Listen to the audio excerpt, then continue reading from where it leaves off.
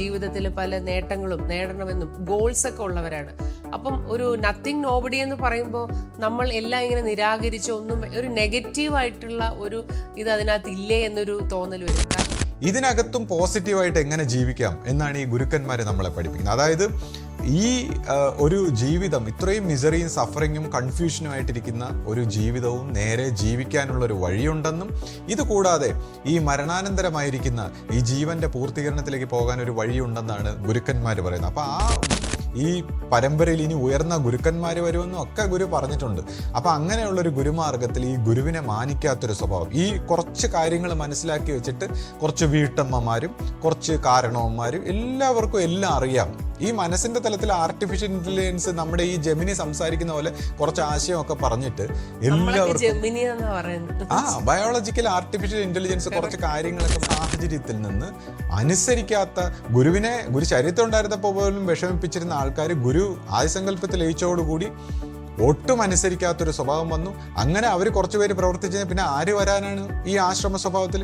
അപ്പം ഇന്നിവിടെ ഒരു ഗുരു ഉള്ളത് കൊണ്ട് മാത്രമാകുമ്പോൾ എന്ത് പറ്റുമെന്ന് വെച്ചാൽ ഗുരുവിന്റെ രൂപത്തിൽ പോലും ഈ പൈശാചിക നെറ്റ്വർക്കിന് പ്രവർത്തിക്കാം.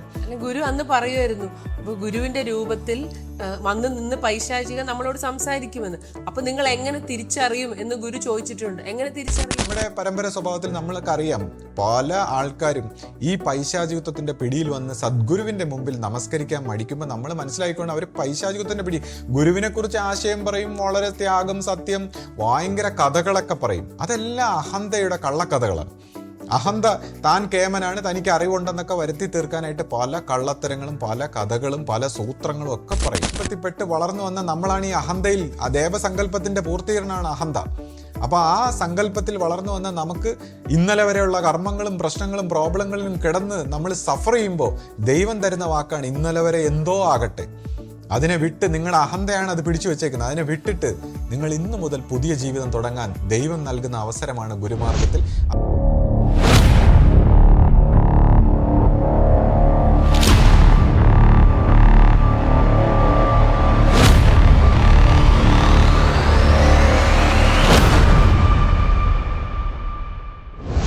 സദ്ഗുരുവേ ശരണം. എല്ലാവർക്കും ലൈഫ് ഡിവൈൻ്റെ പുതിയ എപ്പിസോഡിലേക്ക് സ്വാഗതം. ഇപ്പോൾ നമ്മൾ കഴിഞ്ഞ വീഡിയോസിലൊക്കെ നമ്മുടെ ജീവിതത്തിലുള്ള പല ഇഷ്യൂസിനെ കുറിച്ചും മാനസികമായിട്ടുള്ള നമ്മുടെ ഓരോ കാര്യങ്ങളെക്കുറിച്ചും ഒക്കെ വിശദമായിട്ട് സംസാരിച്ചു. അപ്പോൾ ശ്രീ പറയുകയുണ്ടായി, നമ്മൾ അഹന്ത നശിച്ച് എളിമയോടെ വിനയത്തിലൂടെ വേണം നമ്മൾ ആ സത്യത്തിലേക്ക് എത്തിച്ചേരാനെന്ന് ശ്രീ പലപ്പോഴും നമ്മളോട് ഇങ്ങനെ പറയാറുണ്ട്. പക്ഷേ സംസാരിക്കുമ്പോൾ ഒരു കാര്യം ശ്രീ പറയുന്നത് നമ്മൾ നോബഡി ആകണം എന്നുള്ളത്, അതായത് നത്തിങ് നോബഡി, ഈ ഒരു കാര്യത്തിലാണ് ഊന്നിയാണ് സംസാരിക്കുന്നത്. അപ്പം അത് കേൾക്കുമ്പോൾ സ്വാഭാവികമായിട്ടും നമുക്കൊക്കെ ഒരു ചെറിയ ഒരു നിരാശ വരാൻ ചാൻസ് ഉണ്ട്. കാരണം പൊതുവേ നമ്മളെല്ലാവരും ജീവിതത്തിൽ ഒരുപാട് പ്രതീക്ഷകളും അല്ലെങ്കിൽ ജീവിതത്തിൽ പല നേട്ടങ്ങളും നേടണമെന്നും ഗോൾസ് ഒക്കെ ഉള്ളവരാണ്. അപ്പം ഒരു നത്തിങ് നോബഡി എന്ന് പറയുമ്പോൾ നമ്മൾ എല്ലാം ഇങ്ങനെ നിരാകരിച്ച് ഒന്നും ഒരു നെഗറ്റീവായിട്ടുള്ള ഒരു ഇത് അതിനകത്ത് ഇല്ലേ എന്നൊരു തോന്നൽ വരും. കാരണം ആളുകൾക്ക് ഒരു മടുപ്പ്, അതായത് പ്രവർത്തിക്കാനുള്ള ഒരു മടുപ്പ് അതുണ്ടാക്കും. ഇപ്പോൾ തന്നെ നമ്മുടെ ഗുരു സംസാരിക്കുമ്പോഴാണെങ്കിലും നമുക്ക് പ്രവർത്തിച്ച് മുന്നേറണം എന്നുള്ള ഒരു വാശി, അതിനുള്ള ഒരു ഉത്സാഹമാണ് നമുക്ക് കിട്ടിയിരുന്നത്. പക്ഷെ ഇപ്പോൾ ശ്രീ സംസാരിക്കുമ്പോൾ ചിലപ്പോൾ ഇത് ഗുരു പറഞ്ഞതിൽ നിന്ന് വ്യത്യസ്തമായിട്ടാണോ പറയുന്നതെന്നൊക്കെ ചിലപ്പോൾ ആർക്കെങ്കിലുമൊക്കെ സംശയം തോന്നാം. അപ്പോൾ ശ്രീ അത് എങ്ങനെ ശരിയാവും? അതായത് നമുക്കൊരു നെഗറ്റീവായിട്ടുള്ള രീതിയിൽ നമുക്ക് ജീവിതത്തിൽ ജീവിക്കുമ്പോൾ ഒരു സന്തോഷം വേണ്ടേ? അല്ലെങ്കിൽ ഈ ജീവിതത്തിനോട് നമുക്കൊരു ഇഷ്ടം ഉണ്ടെങ്കിലല്ലേ നമുക്ക് എന്തെങ്കിലുമൊക്കെ പ്രവർത്തിക്കാനുള്ള ഒരു പ്രേരണ ഉണ്ടാവുള്ളൂ. പക്ഷെ നമ്മളൊന്നുമല്ല, നമുക്കൊന്നും വേണ്ട എന്ന് പറയുമ്പോൾ ആ ഒരു നെഗറ്റീവായിട്ടുള്ളതിൽ പിന്നെ എന്താണ് ജീവിതത്തിൽ നമുക്കൊരു പ്രതീക്ഷയുള്ളത്? അതിനെക്കുറിച്ച് ഒന്ന് സംസാരിക്കാമോ? സദ്ഗുരുവേ ശരണം. നമ്മളിപ്പോൾ ഈ ആത്മീയ രംഗത്ത് വരുമ്പോൾ ഉണ്ടാകുന്ന ഒരു വലിയ തെറ്റിദ്ധാരണയാണ് ഈ അഹന്ത നശിച്ചിപ്പോൾ നോബഡി, നത്തിങ് എന്നൊക്കെയുള്ള ഈ വാക്കുകൾ കേൾക്കുമ്പോൾ ഇതിൻ്റെ ഒരു നെഗറ്റീവായിട്ടുള്ള ഒരു ധാരണ ഉണ്ടാവാൻ സാധ്യതയുണ്ട്. അപ്പോൾ ഈ നെഗറ്റീവായിട്ടുള്ള ധാരണ ആർക്ക്? നമ്മുടെ ഒരു അഹന്തയുടെ വശത്ത് നിന്ന് നോക്കുമ്പോഴാണ് ഇതൊരു വളരെ നെഗറ്റീവായിട്ടുള്ള ഒരു ഫേസ് ആയിട്ട് നമുക്ക് തോന്നുന്നത്. യഥാർത്ഥത്തിൽ നമ്മുടെ എല്ലാ സ്വാതന്ത്ര്യത്തിൻ്റെയും ഫ്രീഡത്തിൻ്റെയും സന്തോഷത്തിൻ്റെയും ആനന്ദത്തിൻ്റെയും ഒരു സീക്രട്ടാണ് ഇതിൽ ഒളിഞ്ഞിരിക്കുന്നത്. ആക്ച്വലി നമ്മുടെ ജീവിതത്തിൻ്റെ ശരിയായ ഒരു അവസ്ഥയെ, അല്ലെങ്കിൽ നമ്മളിപ്പം നടന്നുകൊണ്ടിരിക്കുന്ന അവസ്ഥയെ മനസ്സിലാക്കാത്തതുകൊണ്ടാണ് ഇങ്ങനെയുള്ള ചോദ്യങ്ങൾ ചോദിക്കുന്നത്. അതായത് നമുക്കിപ്പോഴുള്ള നമ്മുടെ ജീവിതം ഒരുപാട് പ്രശ്നപൂരിതമാണ്. അതായത് അഹന്തയിൽ കേന്ദ്രീകൃതമായിട്ടുള്ള നമ്മുടെ ഇപ്പോഴത്തെ ഒരു ജീവിതം എന്ന് പറയുമ്പോൾ നമുക്ക് ഒരുപാട് പ്രശ്നമാണ്. അതായത് ഓഫീസിലും വീട്ടിലും നാട്ടിലും റിലേഷൻഷിപ്പിലും life is like life is a misery, അല്ലെങ്കിൽ ലൈഫ് ഒരു ഹെല്ലാണെന്നൊക്കെ പറയുന്ന ഒരു സ്റ്റേജിലൂടെയാണ്. നമുക്ക് ഓരോ വാക്കിലും ഓരോ നോട്ടത്തിലും ഓരോ കാര്യങ്ങളിലും നമുക്ക് പ്രശ്നമാണ്.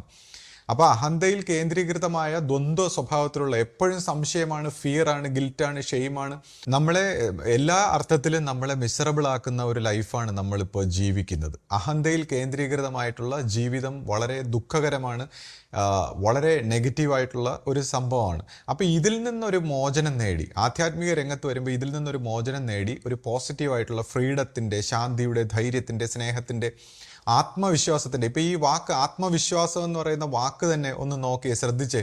ആത്മവിശ്വാസം അതായത് ഈ ആത്മബോധവുമായിട്ട് ബന്ധപ്പെട്ടതാണ് ഈ പോസിറ്റിവിറ്റി. ഈ എല്ലാ പോസിറ്റീവ് ക്വാളിറ്റികളും നമ്മുടെ ജീവൻ്റെ സോഴ്സിൻ്റെ അല്ലെങ്കിൽ മനസ്സിൻ്റെ ആ ഒരു സോഴ്സിൽ നിന്ന്, ഹൃദയത്തിൽ നിന്ന് വരുന്ന ക്വാളിറ്റീസാണ്. അപ്പോൾ ഈ ഒരു ക്വാളിറ്റിയിലേക്ക് എങ്ങനെ നമ്മളെ ഉയർത്താം എന്നുള്ളതാണ് നമ്മൾ ഈ സംസാരിക്കുന്നത്. പക്ഷേ ഈ അഹന്തയിൽ കേന്ദ്രീകൃതമായ ദ്വന്ദ്വ സ്വഭാവത്തിലുള്ള മനസ്സിൽ നിന്നുകൊണ്ട് നമ്മൾ പ്രവർത്തിക്കുമ്പോൾ എന്തു പറ്റുമെന്ന് വെച്ചാൽ എല്ലാത്തിനും നമ്മളാണ് കർത്താവെന്നും അഹന്ത ഇങ്ങനെ അതിലൂടെ ബിൽഡപ്പ് ചെയ്യുകയും അങ്ങനെ ആ കർത്താവ് ഉള്ളത് കൊണ്ട് തന്നെ എല്ലാത്തിനും കർമ്മവും ഇങ്ങനെ അൺഎൻഡിങ് ആയിട്ടുള്ള, അതായത് ഒരു ലൈഫ് ഒരിക്കലും തീരാത്ത രീതിയിൽ, മരിച്ചാൽ പോലും തീരാത്ത രീതിയിൽ മൈൻഡ് ഇങ്ങനെ അൺഎൻഡിങ് ആയിട്ടുള്ളൊരു പ്രോസസ്സിലേക്ക് കൊണ്ടുപോകുന്നതാണ് ഈ അഹന്തയിൽ കേന്ദ്രീകൃതമായ ലൈഫ്. അപ്പോൾ ഇതിൽ നിന്ന് എങ്ങനെ ഒരു മോചനം? അപ്പോൾ ഈ ആത്മവിശ്വാസം എന്നൊക്കെ പറയുന്ന ആ ഒരു പോസിറ്റീവായിട്ടുള്ള ജീവൻ്റെ കേന്ദ്രത്തിലേക്ക് എത്തുമ്പോൾ നമ്മൾ ഈ നത്തിങ്, നോബഡി എന്നൊക്കെ പറയുമ്പോൾ എന്തോ ഒരു നഷ്ടം അല്ലെങ്കിൽ നെഗറ്റീവ് എന്ന് തോന്നുകയാണ്. പക്ഷേ അത് എന്തുകൊണ്ട് തോന്നുന്നു? ഇപ്പോൾ നമ്മൾ പറയും, ഇപ്പോൾ ഗംഗാനദി സമുദ്രത്തിലേക്ക് ലയിക്കുമ്പോൾ നമ്മൾ ഗംഗാനദി അല്ലെങ്കിൽ അഹന്ത എന്ന് പറയുന്ന ആ ഗംഗാനദി എന്ന് പറയുന്ന ഐഡൻറ്റിറ്റിയുടെ ഭാഗത്ത് നോക്കുമ്പോൾ അത് എൻഡായിട്ട് തോന്നുന്നു. പക്ഷേ ആക്ച്വലി ഈ ഗംഗ സമുദ്രമായി മാറുകയാണ്. അപ്പുറത്ത് നിന്ന് നോക്കിക്കഴിഞ്ഞാൽ അത് ഏറ്റവും വലിയ ഒരു പൂർണ്ണതയിലേക്ക് പോവുകയാണ്. ഇപ്പുറത്ത് നിന്ന് നോക്കുമ്പോൾ അത് മരണം പോലെ നെഗറ്റീവായിട്ട് തോന്നുകയാണ്. അപ്പോൾ ഇതുപോലെ തന്നെ ഒരു സ്റ്റേജാണ് ഈ അഹന്തയുടെ ഒരു പരിവർത്തനം. അഹന്തയ്ക്ക് ഒരു കംപ്ലീറ്റ് ട്രാൻസ്ഫോർമേഷൻ വന്ന് നമ്മൾ ജീവബോധത്തിലേക്ക് ഉണരുക. അപ്പോൾ ഇങ്ങനെ ഉണരുമ്പോഴാണ് ഒരു വ്യക്തിയുടെ യഥാർത്ഥ ഒരു ജീവിതം അയാൾ ആഗ്രഹിക്കുന്ന രീതിയിൽ, അയാളുടെ ആഗ്രഹങ്ങളോ അംബീഷനോ ഡിസയറോ ഗോളോ എന്താണെന്ന് വെച്ചാൽ അതിൻ്റേതായ രീതിയിൽ ആത്മവിശ്വാസത്തോടെ പൂർണ്ണമായിട്ടുള്ള രീതിയിൽ പ്രവർത്തിച്ചു പോകാനുള്ള ഒരു വഴി. പക്ഷേ അവിടെ ഈ പറയുന്നതിനൊക്കെ അഹന്തയില്ല, ഈ കർത്താവ്. അപ്പോൾ ഈ ഗുരുമാർഗത്തിലൂടെയാണ് ഈ ട്രാൻസെൻഡൻസ് അല്ലെങ്കിൽ ഈ പരിവർത്തനം ഏറ്റവും ഉചിതമായ രീതിയിൽ സംഭവിക്കുന്നത്. ഇപ്പോൾ ഗുരുമാർഗത്തിലല്ലാതെ പരിവർത്തനം ചെയ്യുമ്പോൾ, ഇപ്പോൾ പല മതങ്ങളും ഇപ്പോൾ അഹം ബ്രഹ്മാസ്മി അല്ലെങ്കിൽ ഞാനാണ് ദൈവം അല്ലെങ്കിൽ നമ്മളിലാണ് എല്ലാം എന്നൊക്കെ പറഞ്ഞ് പരിണമിക്കുമ്പോൾ അത് ഒരു മനസ്സിൻ്റെ മനസ്സിൻ്റെ ഒരു മറ അവിടെ നിൽക്കുന്നതുകൊണ്ട് തന്നെ മനസ്സിൻ്റെ ഒരു പൂർണ്ണതയിലേക്ക്, മനസ്സുകൊണ്ടുണ്ടായ ഒരു പൂർണ്ണതയിലേക്കാണ് പോകുന്നത്. അതേസമയം ഇപ്പോൾ ഈ ഗുരുമാർഗത്തിലൂടെയൊക്കെ വരുമ്പോൾ എന്ത് സംഭവിക്കുന്നു വെച്ചാൽ നമ്മൾ ഈ അഹന്ത സ്വഭാവത്തിനെ ഇങ്ങനെ ട്രാൻസെൻഡ് ചെയ്ത് വരുമ്പോൾ നമ്മുടെ ഉള്ളിൽ ഈ ഗുരു സ്വഭാവത്തിൽ ഗുരുവിനെ എല്ലാം ഗുരുവാണെന്നുള്ള രീതിയിൽ ആത്മസമർപ്പണം ചെയ്ത് ഈ അപ്പുറത്തെ വശത്തിരിക്കുന്നത് തൻ്റെ ഗുരുവാണെന്ന് മനസ്സിലാക്കി ഈ അഹന്ത ഈ ഗുരുവിലേക്ക് ലയിക്കുകയാണ്. അങ്ങനെ ഈ ഗുരുബോധത്തിൽ ലയിച്ച് ഈ ഗുരുബോധം അത് പൂർണ്ണമായിട്ടും വിളങ്ങുക എന്നുള്ള ഒരു സത്യത്തിൻ്റെ സാക്ഷാത്കാര സ്വഭാവത്തിലേക്ക് പരിണമിക്കുന്ന. അപ്പോൾ ഈ ഒരു വശത്തിൻ്റെ ആ ഒരു പൂർണ്ണതയിലേക്കൊന്നും പോയില്ലെങ്കിലും ഒരു തുടക്കമുണ്ട്, ഒരു ഫോർത്ത് സ്റ്റേജ് എന്ന് പറയും. അവിടെ നിന്ന് ഒരു ട്രാൻസെൻഡൻസ് സംഭവിച്ചു കഴിഞ്ഞാൽ പെട്ടെന്ന് നമുക്കൊരു ബോധം ഉണ്ടാകുന്നു. അപ്പോൾ ഈ ബോധം ഉണ്ടാകുമ്പോൾ നമ്മളെല്ലാം സാധാരണ അഹന്താ സ്വഭാവത്തിൽ നമ്മളെല്ലാം കർത്താവ്, അതായത് നമ്മളൊരു നാമം ആയിട്ട് തോന്നുമ്പോൾ ഈ ഒരു ട്രാൻസെൻഡൻസ് സംഭവിച്ചു കഴിഞ്ഞാൽ പിന്നെ ഒരു പ്രോസസ്സാണ്, ഒരു ക്രിയയാണ്. ഓരോ വ്യക്തിത്വങ്ങളും ഒരു ക്രിയയാണ്, ഓരോ ജീവനും ഒരു പ്രോസസ്സാണ്. എന്തിലേക്കോ പരിണമിച്ചുകൊണ്ടിരിക്കുന്ന ഒരു പരിണാമം, ഒരു പ്രോസസ്സാണ്. അപ്പം നമ്മുടെ ഉള്ളിൽ ആന്തരികമായിട്ട് നമ്മളൊരു ക്രിയയായിട്ട് മാറുന്നു. ഈ പ്രപഞ്ചത്തിലെ ഹയർ സ്റ്റേറ്റുകളെല്ലാം ഒരു ക്രിയയാണ്. ലോവർ സ്റ്റേറ്റിലുള്ള മനുഷ്യൻ്റെ പെർസെപ്ഷനാണ് നാമം എന്നുള്ള രീതി. അത് അഹന്തയെ ഉണ്ടാക്കുന്നു. അപ്പോൾ ഈ ഒരു ക്രിയാ സ്വഭാവത്തിൽ നമ്മളെല്ലാം ഒരു ക്രിയാ സ്വഭാവത്തിൽ ആ പരിണാമം സംഭവിക്കുന്നതിനെക്കുറിച്ചാണ് നമ്മൾ ഈ നത്തിങ് നോബഡി എന്നൊക്കെ പറഞ്ഞ അഹന്തയുടെ ഒരു പരിവർത്തനത്തെക്കുറിച്ച് സംസാരിക്കുന്നത്.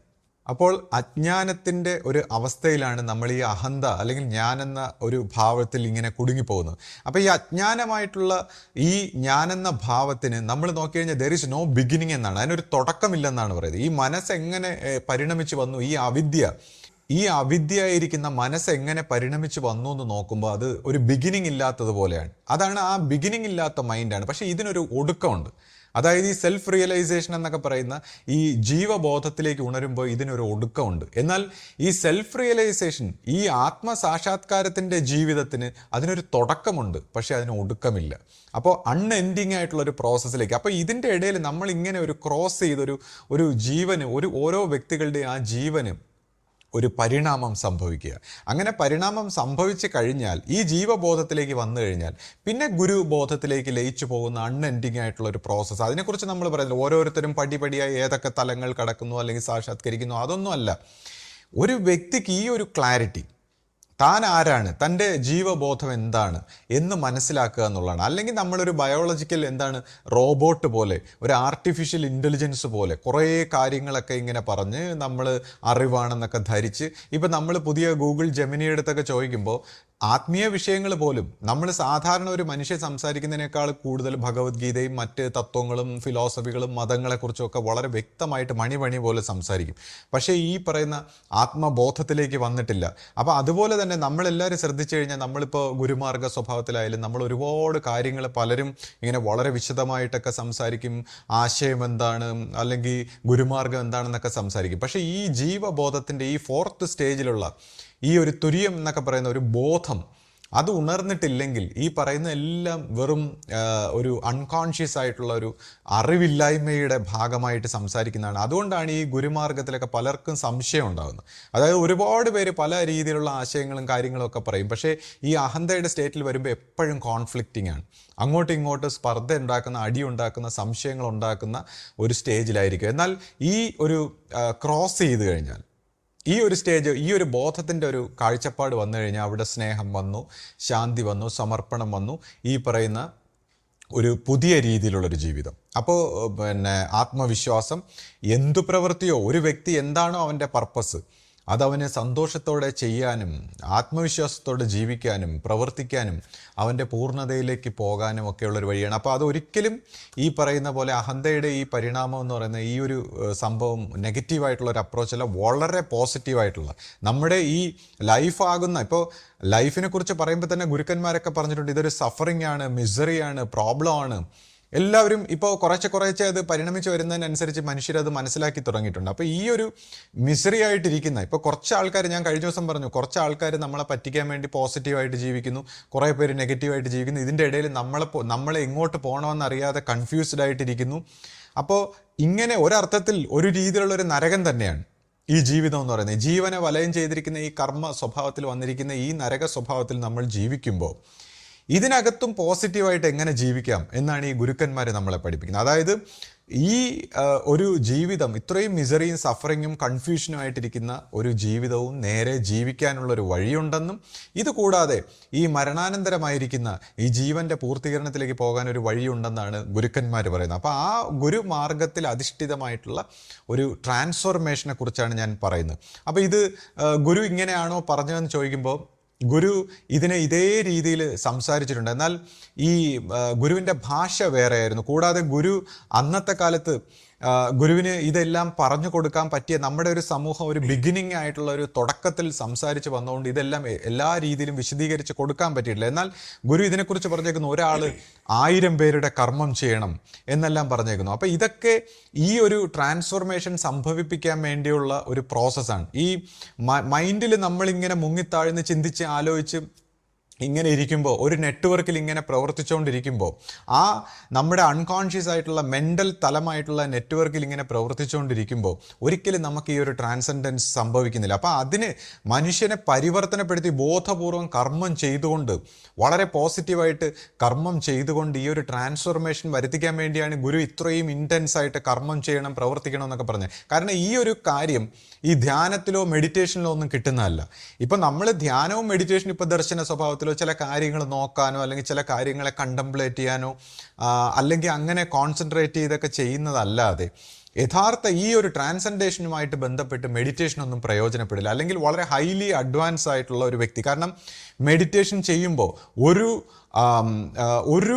ഡിസയറും ഇല്ലാതെ, ഒരു അംബീഷനും ഒരു ഉദ്ദേശവും ഇല്ലാതെ ചോയ്സ്ലെസ് ആയിട്ടുള്ള അവയർനെസ് ആയിട്ട് മൈൻഡിനെ ഇൻഡൽജ് ചെയ്യാതിരിക്കാൻ കഴിയണം. ആ ഒരു അവസ്ഥയിൽ എത്തിയ ആൾക്കേ അത് പറ്റൂ. മറ്റേ ആളുകൾക്ക് എല്ലാ അഹന്ത സ്വഭാവത്തിലൊരു ഉദ്ദേശം വരും. അപ്പോൾ ഒരു മെഡിറ്റേറ്റർ ഉണ്ടെങ്കിൽ ഇത് സാധിക്കില്ല. അതുകൊണ്ട് തന്നെ മിക്കവാറും ഈ ഇരുന്ന് കണ്ണടച്ചൊക്കെ മെഡിറ്റേറ്റ് ചെയ്യുന്നവർക്ക് ഈ ഒരു സ്റ്റേജ് ഉണ്ടാകാൻ പറ്റില്ല. അതുകൊണ്ടാണ് നമ്മുടെ ആശ്രമത്തെ ശ്രദ്ധിച്ചു കഴിഞ്ഞാൽ ഒരുപാട് ഈ മെഡിറ്റേഷനൊന്നും പ്രാധാന്യം കൊടുത്തിട്ടില്ല. കാരണം ഇതിങ്ങനെ ഇരുന്ന് കഴിഞ്ഞാൽ മനുഷ്യന് ഈ മനസ്സിൻ്റെ നെറ്റ്വർക്കിൽ കൂടുതൽ പോവുകയും കൂടുതൽ പ്രശ്നങ്ങളിലേക്കും കൂടുതൽ പ്രോബ്ലങ്ങളിലേക്കുമാണ് സാധാരണ മനുഷ്യരെ സംബന്ധിച്ച് ഈ മെഡിറ്റേഷനിലൊക്കെ ഇരുന്നാൽ സംഭവിക്കുന്നത്.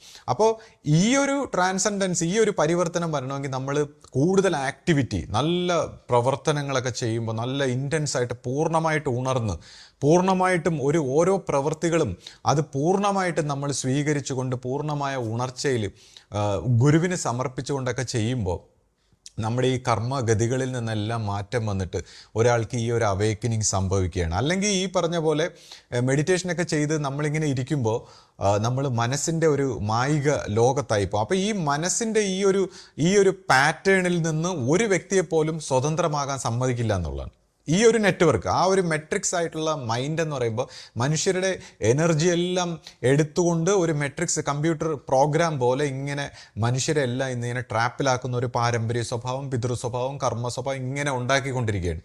അപ്പോൾ ഗുരുക്കന്മാർ ഈ ഒരു ട്രാൻസ്ഫോർമേഷന് വേണ്ടിയാണ് സംസാരിക്കുന്നത്. അപ്പോൾ അങ്ങനെ സംസാരിച്ച ഒരാളെ ഫ്രീ ആക്കി അവൻ്റെ ജീവബോധത്തിൽ എത്തിച്ച്, ഇപ്പോൾ ആശ പറഞ്ഞു ഇതൊരു നെഗറ്റീവ് അപ്രോച്ചാണ്. ആക്ച്വലി നമ്മൾ ഇപ്പോൾ ദൈവകണം, ദൈവത്തിൻ്റെ അംശം, ഓരോ ജീവനും ദൈവ കണമാണെന്ന് പറയുന്നു. അപ്പോൾ ആ ദൈവത്തിൻ്റെ ക്വാളിറ്റി, കണങ്ങൾക്കും ദൈവത്തിൻ്റെ അതേ ക്വാളിറ്റിയാണ്.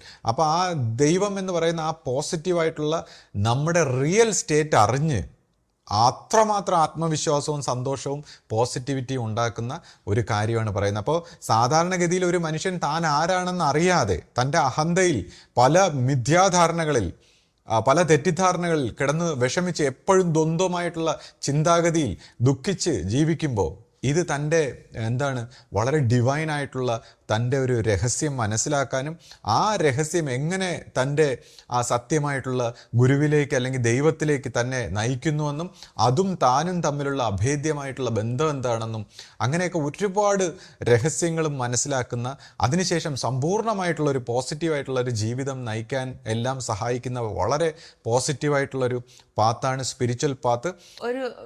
ഒരു കാര്യം ചോദിച്ചോട്ടെ. ഇപ്പോൾ ശ്രീ സംസാരിക്കുമ്പോൾ ഒരു വ്യത്യസ്തമായ ഒരു ഭാഷയിലാണ് ശ്രീ പല കാര്യങ്ങളും പറയുന്നത്.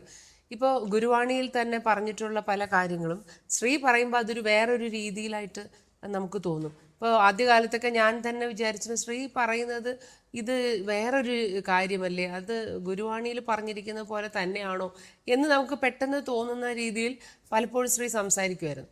പക്ഷെ ഞാൻ പിന്നീട് ഗുരുവാണി പലതും ശ്രദ്ധിച്ചപ്പോൾ എനിക്ക് മനസ്സിലായി ഇത് ഗുരുവിൻ്റെ ആ ഒരു ഭാഷയിൽ ഗുരു പറഞ്ഞ കാര്യം ഇത് ശ്രീ പറയുന്നത് വേറൊരു ഭാഷയിൽ ഇത് വിശദീകരിക്കുന്നു എന്നുള്ളതാണ് എനിക്ക് മനസ്സിലായത്. അതിലിപ്പോൾ ഒരു കാര്യം എന്ന് വെച്ചാൽ, ഇപ്പോൾ ഗുരു തന്നെ പറഞ്ഞിട്ടുണ്ട് ബുദ്ധ്യാതീതം, ചിന്താതീതമായ കാര്യങ്ങളാണ് ഇതെല്ലാം എന്ന് പറഞ്ഞിട്ടുണ്ട്. അപ്പോൾ തന്നെ ശരിയാണ്, നമ്മുടെ ബുദ്ധിക്ക് മനസ്സിലാക്കാൻ പറ്റാത്തൊരു വിഷയമാണിതെന്ന് ഗുരു എപ്പോഴും പറയുമായിരുന്നു. ചിന്തയ്ക്ക് അതീതമായ കാര്യമാണെന്ന്. അപ്പം തന്നെ അത് മനസ്സിൽ നിന്ന് മനസ്സിലാക്കാൻ പറ്റില്ല എന്നുള്ളതാണല്ലോ ഗുരു അവിടെ ഉദ്ദേശിക്കുന്നത്. അല്ലാതെ തന്നെ മറ്റൊരു ഗുരുവാണിയുണ്ട്, അതായത് ഈ നമ്മുടെ മനസ്സിന്റെ സംശയങ്ങൾ തീർക്കലല്ല നമ്മുടെ ജീവിത ലക്ഷ്യം എന്നൊക്കെ ഇങ്ങനെ ഗുരു പറയുന്നുണ്ട്. അപ്പൊ അതൊക്കെ ഈ മനസ്സിനെ അവഗണിച്ചിട്ട് നമ്മൾ ഈ ജീവബോധത്തിലേക്ക് ഉണരണമെന്നുള്ള കാര്യങ്ങളാണ് ഗുരു അവിടെ നമ്മളെ ഓർമ്മിപ്പിക്കുന്നത്. പിന്നീട് വേറൊരു പ്രധാനപ്പെട്ട ഒരു ഗുരുവാണി എന്ന് വെച്ചാൽ ഗുരു പറഞ്ഞിട്ടുണ്ട്, അതായത് ഇവിടെ ഈ വിഷയം ഞാൻ സംസാരിച്ച് തുടങ്ങിയിട്ടില്ല, ഇത് ഇനി പറയാൻ പോകുന്നതേ ഉള്ളൂ എന്നാണ് ഗുരു പറഞ്ഞിരിക്കുന്നത്. ഇവിടുത്തെ യഥാർത്ഥ ആശയം പറഞ്ഞു തുടങ്ങിയിട്ടില്ല. അപ്പോൾ ഇവിടെ ഒരു പരമ്പരയ്ക്ക് അടിസ്ഥാനം ഇടുക മാത്രമാണ് ഞാൻ ഇവിടെ ഇപ്പോൾ നിങ്ങളെ കൊണ്ട് ചെയ്യിക്കുന്നത്. ഇതിൻ്റെ ആധ്യാത്മികമായിട്ടുള്ള ഒരു പരിണാമ വശത്തേക്ക് നമ്മൾ പിന്നീട് കടക്കും. അത് യഥാസമയം അന്നന്നത്തെ ആൾക്കാരത് അറിയിക്കുമെന്ന് ഗുരു വ്യക്തമായിട്ട് പറയുന്നുണ്ട്. ഇതിപ്പോൾ ഞാനിത് പറയുമ്പോൾ ഒരുപാട് പേർക്ക് അത് അതേ എന്ന് മനസ്സിലാവും, കാരണം നമ്മളിത് കേട്ടിട്ടുള്ള കാര്യമാണ്. അപ്പോൾ എനിക്ക് പിന്നീട് മനസ്സിലാവും. ചിലപ്പം ശ്രീ സംസാരിക്കുന്ന സമയത്ത് ആദ്യം എനിക്ക് തോന്നിയിരുന്നത് എന്താ, കുറച്ച് അഡ്വാൻസ്ഡ് ആയിട്ട് വേറെ ഗുരു വളരെ സിമ്പിളായിട്ടാണ് നമ്മളൊക്കെ ചെയ്യാൻ, ജീവിക്കുക അങ്ങനെയൊക്കെ പറയുന്നത്. പക്ഷെ ശ്രീ പറയുമ്പോഴത്തേക്കും അത് യഥാർത്ഥത്തിലൊരു ആധ്യാത്മികമായിട്ടുള്ള ഒരു ഭയങ്കര പരിവർത്തനം നമ്മുടെ ഓരോരുത്തരുടെയും മനസ്സിലൊക്കെ വരുന്ന കാര്യങ്ങളും അതിനെക്കുറിച്ചൊക്കെ സൂക്ഷ്മമായിട്ട്. അപ്പോൾ തന്നെ ശ്രീ പറയുന്ന ഓരോ കാര്യങ്ങളിൽ ഇപ്പം ഗുരു തന്നെ പറഞ്ഞിരിക്കുന്നു, ഓരോരുത്തരും ഒരാൾ 1000 പേരുടെ കർമ്മം ചെയ്യണം എന്ന് പറഞ്ഞിരിക്കുന്നു. അപ്പം കർമ്മം ചെയ്യുമ്പം ഈ ചിത്തവൃത്തി നിരോധനം ഉണ്ടാവും എന്നൊക്കെ ഗുരു പറഞ്ഞിട്ടുണ്ടെങ്കിലും പക്ഷെ സത്യത്തിൽ നമുക്ക് അത് മനസ്സിലായിട്ടില്ല. അപ്പൊ ശ്രീ ഇപ്പം എപ്പോഴും ഈ ചിത്തവൃത്തി നിരോധനത്തിനെ കുറിച്ചൊക്കെ പറയുമ്പോൾ ഗുരു പണ്ട് നമ്മളോട് കർമ്മം ചെയ്യാൻ പറഞ്ഞത് ഈ ചിത്തവൃത്തി നിരോധനത്തിന് വേണ്ടിയിട്ടാണെന്നൊക്കെ ഉള്ളതാണ് അതിൻ്റെ സത്യം എന്ന് പറഞ്ഞത്. ശ്രീ എന്തുകൊണ്ടാണ് ശ്രീയുടെ ഭാഷ ഇങ്ങനെ വ്യത്യസ്തമായതുകൊണ്ട് ആ ഒരു പ്രശ്നം ഉണ്ടാവുന്നത് യഥാർത്ഥത്തിൽ? അതൊന്ന് വിശദീകരിക്കാമോ? അതായത് ഇപ്പോൾ ഗുരു ഇതെല്ലാം നാച്ചുറലായിട്ട് സംഭവിക്കണം എന്നുള്ള അർത്ഥത്തിലാണ് ഗുരു സംസാരിച്ചിരിക്കുന്നത്.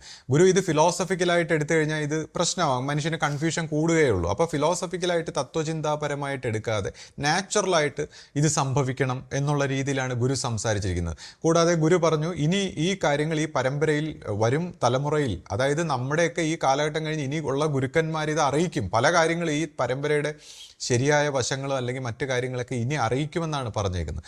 അപ്പോൾ ഞാനിപ്പോൾ എന്നെ സംബന്ധിച്ച് ഞാനിത് സംസാരിക്കുമ്പോൾ ഒരു വ്യത്യസ്തത വരാൻ കാരണം ഒരു പക്ഷേ ഞാനിപ്പോൾ ചെറുപ്പ സമയങ്ങളിലൊക്കെ ഇപ്പോൾ അന്നത്തെ കാലത്ത് ഗുരുവിനെ കാണുമ്പോൾ ഞാൻ പല പ്രാവശ്യം ഇത് പറഞ്ഞിട്ടുണ്ട്. ഞാൻ അന്ന് നമ്മൾ കുട്ടിക്കാലത്ത് ആശ്രമത്തിൽ വരുമ്പോൾ അമ്മയും അച്ഛനും ഒക്കെ നമ്മൾ കൊണ്ടുവരുമ്പോൾ നമ്മൾ വന്നിരുന്നതാണ്. നമ്മൾ സീരിയസ് ആയിട്ട് ഇതിനെ മനസ്സിലാക്കിയിട്ടില്ല. അപ്പോൾ അന്ന് പോലും എനിക്ക് ആശ്രമ സ്വഭാവത്തിലൊക്കെ എല്ലാം വളരെ സംശുദ്ധമായ കുറച്ച് നല്ല വ്യക്തികൾ നമ്മുടെ മനസ്സിലങ്ങനെയാണ്, വളരെ സാത്വികമായിട്ടുള്ള കുറച്ച് ആൾക്കാർ ചേർന്ന് നല്ല രീതിയിൽ കുറേ കാര്യങ്ങളും കർമ്മങ്ങളും പ്രാർത്ഥനയും എല്ലാം ചെയ്യുന്നു. പക്ഷേ നമ്മളന്ന് വിചാരിക്കുന്ന കുട്ടിക്കാലത്ത് ഇത് നമ്മുടെ മേഖലയല്ല, ഇത് കുറച്ച് മറ്റ് വ്യക്തികളുടെ ഒരു കാര്യമാണ്. നമ്മളെന്ന് പറയുമ്പോൾ നമ്മൾ വളരെ ആർട്സും സ്പോർട്സും സയൻസും ഒക്കെ ആയിട്ട് മറ്റ് രീതിയിൽ ചിന്തിക്കുന്ന വ്യക്തികളാണല്ലോ. അപ്പം നമ്മൾ വളരെ മറ്റൊരു മെറ്റീരിയലിസ്റ്റിക് ലൈഫാണ് നമ്മൾ ചിന്തിച്ചിരുന്നത്. അപ്പോൾ ഒരിക്കലും നമ്മളൊരു ആശ്രമ സ്വഭാവത്തെക്കുറിച്ച് ചിന്തിച്ചിട്ടില്ല.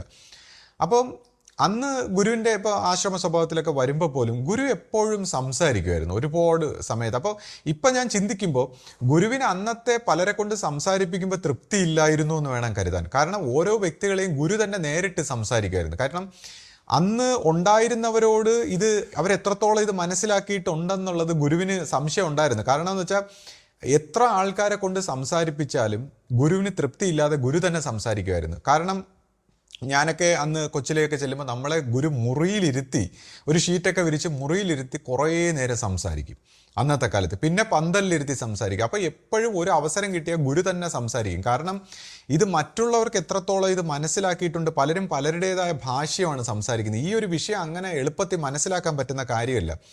അപ്പോൾ എനിക്കിപ്പോഴും ഓർമ്മയുണ്ട് ഇങ്ങനെ ഇരിക്കുമ്പോൾ ഗുരു ഇങ്ങനെ സംസാരിക്കുന്നത്. അപ്പോൾ അന്ന് ആത്മീയ വിഷയങ്ങളിലൊന്നും ഒരു താല്പര്യം ഇല്ലെങ്കിൽ പോലും എൻ്റെ മനസ്സിൽ വളരെ ഒരു തീവ്രമായിട്ടൊരു കാര്യം പതിഞ്ഞിരുന്നു. കാരണം ഒരു വ്യക്തി ഇപ്പോൾ ഗുരു എന്ന് പറയുന്നതിനേക്കാൾ അന്നത്തെ മനസ്സിൽ നമ്മൾ നോക്കുമ്പോൾ ആരായാലും ഒരു വ്യക്തി ഇത്രയ്ക്ക് സീരിയസ് ആയിട്ട് സംസാരിക്കും. കാര്യം നമ്മളങ്ങനെ കണ്ടിട്ടില്ല. ഒരു വ്യക്തി വളരെ സീരിയസ് ആയിട്ട് സംസാരിക്കുന്നു, അതും നമ്മുടെ നന്മയ്ക്ക് വേണ്ടിയാണ് നമുക്ക് മനസ്സിലാവുന്നുണ്ട്.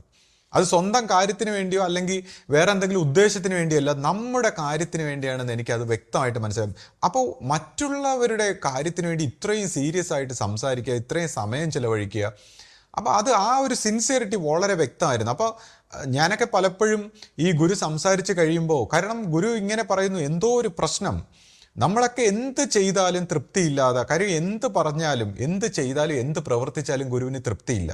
കാരണം നിങ്ങളിത് ശരിയായിട്ടല്ല ചെയ്യുന്നത്, തെറ്റിച്ചു. അപ്പോൾ കണ്ടില്ലേ ഈ അഹന്തയുടെ ഈ പരിവർത്തനം, അതായത് ഈ അഹന്ത സ്വഭാവത്തിൽ എന്ത് ചെയ്തിട്ടും കാര്യമില്ല. നമ്മൾ ഒരുപാട് 1000 പേരുടെ കർമ്മം ചെയ്യണമെന്ന് പറയുമ്പോഴും മൂച്ച് പിടിച്ച് അഹന്തയെ പരിപോഷിപ്പിക്കാനാണ് ചെയ്യുന്നത്.